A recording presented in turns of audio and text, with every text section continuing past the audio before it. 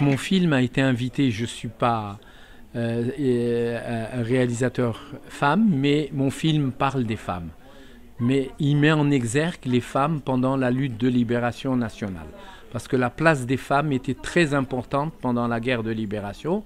Film d'Ali Smith ou 55, il traite des 3 derniers mois de la lutte pour l'indépendance.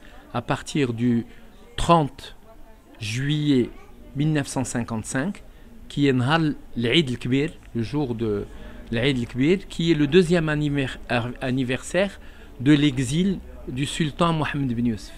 Donc le Maroc était à feu et à sang, et j'ai pris le parti pris de partir de la Médina de Fès à travers les yeux d'un enfant à qui les nationalistes à l'époque avaient interdit l'Eid el-Kbir, donc il n'y a pas de mouton.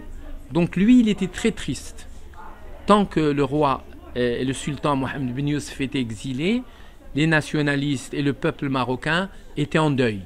Donc il fallait interdire la fête. Donc le film part de ce parti pris du départ, parce qu'on voit à travers les yeux d'un enfant. Donc au début, il est contre les nationalistes, par amour à une jeune fille qui est plus grande que lui. C'est un amour platonique d'une famille bourgeoise qui, elle, lutte pour l'indépendance. Il va petit à petit prendre conscience de la nécessité de la lutte contre le colonialisme et sortir les francs-dehors. Et c'est cette prise de conscience que je veux donner aux jeunes d'aujourd'hui, et que je donne parce que le film a un grand succès à l'international. Il a été dans des grands prix, Tallinn, Goa, Red Sea, plusieurs festivals où il a été sélectionné, où les gens découvrent et ils me disent comment. Au Maroc, il y avait une lutte contre, parce que pour eux, protectorat, c'était pas un colonialisme. Alors que moi, je montre que le protectorat est une forme déguisée de colonialisme. Donc, j'ai été invité parce que dans le film, on voit 2 femmes de 2 milieux différents. Le film démarre la première fois sur El Mkemmel, qui joue une femme du peuple, qui, elle est pliée en 4 pattes, et elle évolue jusqu'à finir leader du mouvement national, avec la fierté d'amener le peuple marocain vers la liberté. Je peux vous dire que moi, c'est la 3e fois où je suis invité, à chaque fois avec mes films. J'ai assisté bien sûr à la première édition et une deuxième entre-temps, et à chaque fois, je suis agréablement surpris de l'évolution. Je peux vous dire que j'ai vu 6 films. À chaque fois, pour moi, ça a été un émerveillement. Des films que j'aurais pas l'occasion de voir. Un choix des films, je félicite la personne qui choisit, sélectionne le film pour le festival.